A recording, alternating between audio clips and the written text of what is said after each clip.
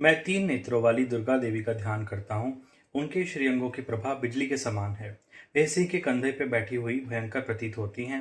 हाथों में तलवार और ढाल लिए उनके अनेक कन्याएं उनकी सेवा में खड़ी हैं। वे अपने हाथों में चक्र, गदा, तलवार, ढाल, बाण, धनुष, पाश और तर्जनी मुद्रा धारण किए हुए हैं। उनका स्वरूप अग्निमय है तथा वे माथे पर चंद्रमा का मुकुट धारण करती हैं। देवी बोली, देवताओं, जो एकाग्रचित होकर प्रतिदिन इन स्तुतियों से मेरा स्तवन करेगा, उसकी सारी बाधा मैं निश्चय ही दूर कर दूंगी। जो मधुकैटभ का नाश, महिषासुर का वध तथा शुम्भ निशुम्भ के संहार का का पाठ करेंगे तथा अष्टमी, चतुर्दशी और नवमी को भी जो एकाग्रचित होकर भक्तिपूर्वक मेरे उत्तम महात्म्य का श्रवण करेंगे, उन्हें कोई पाप नहीं छू सकेगा। उन पर पाप जनित आपत्तियां भी नहीं आएंगी। उनके घर में कभी दरिद्रता नहीं होगी तथा उनको कभी प्रेमी जनों के विछोह का कष्ट नहीं भोगना पड़ेगा। इतना ही नहीं, उन्हें शत्रुओं से, लुटेरों से, राजा से, शस्त्र से, अग्नि से तथा जल की राशि से कभी भी भय नहीं होगा। इसलिए सबको एकाग्रचित होकर भक्तिपूर्वक मेरे इस महात्म्य को सदा पढ़ना और सुनना चाहिए। यह परम कल्याण कारक है। मेरा महात्म्य महामारी जनित समस्त उपद्रवों तथा आध्यात्मिक आदि तीनों प्रकारों के उत्पातों को शांत करने वाला है। मेरे जिस मंदिर में प्रतिदिन विधि पूर्वक मेरे इस महात्म्य का पाठ किया जाता है, उस स्थान को मैं कभी नहीं छोड़ती। वहां सदा ही मेरा सन्निधान बना रहता है। बलिदान, पूजा, होम तथा महोत्सव के अवसरों पर मेरे इस चरित्र का पूरा पूरा पाठ और श्रवण करना चाहिए। ऐसा करने पर मनुष्य विधि को जानकर या बिना जाने भी मेरे लिए जो बलि, पूजा या होम आदि करेगा, उसे मैं बड़ी प्रसन्नता से साथ ग्रहण करूंगी। शरत काल में जो वार्षिक महापूजा की जाती है, उस अवसर पर जो मेरे इस महात्म्य को भक्तिपूर्वक सुनेगा, वह मनुष्य मेरे प्रसाद से सब बाधाओं से मुक्त तथा धन धान्य एवं पुत्रों से संपन्न होगा। इसमें तनिक भी संदेह नहीं है। मेरे इस महात्म्य, मेरे प्रादुर्भाव की सुंदर कथाएं तथा युद्ध में किए हुए मेरे पराक्रम सुनने से मनुष्य निर्भय हो जाता है। मेरे महात्म्य का श्रवण करने वाले पुरुष के शत्रु नष्ट हो जाते हैं। उन्हें कल्याण की प्राप्ति होती है तथा उनका कुल आनंदित रहता है। सर्वत्र शांति, कर्म में बुरे स्वप्न दिखाई देने पर तथा ग्रह जनित भयंकर पीड़ा उपस्थित होने पर मेरा महात्म्य श्रवण करना चाहिए। इससे सब विघ्न तथा भयंकर ग्रह पीड़ाएं शांत हो जाती हैं और मनुष्य द्वारा देखा वह दुस्वप्न शुभ स्वप्न में परिवर्तित हो जाता है।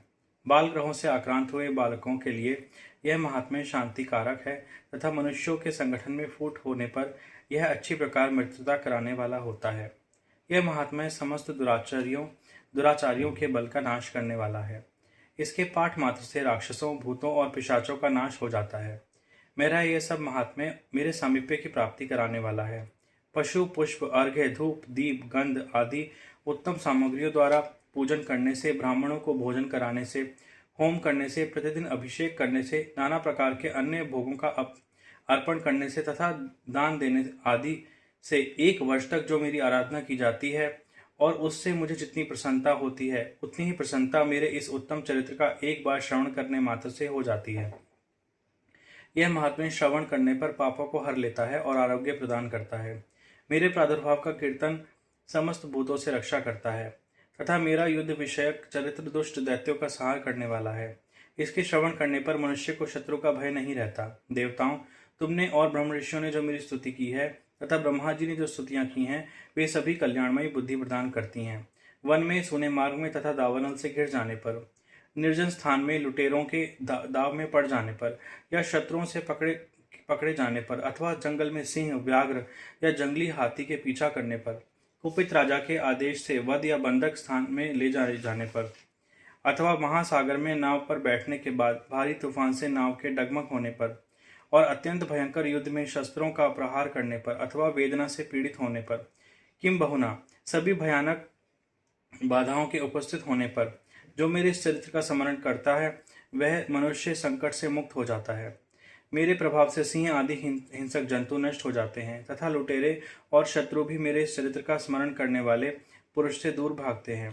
ऋषि कहते हैं, यह कहकर प्रचंड पराक्रम वाली भगवती चंडिका सब देवताओं के देखते देखते वहीं अंतर्ध्यान हो गईं। फिर समस्त देवता भी शत्रुओं के मारे जाने से निर्भय हो पहले की भांति यज्ञ भाग का उपभोग करने लगे, अपने अपने अधिकार का पालन करने लगे।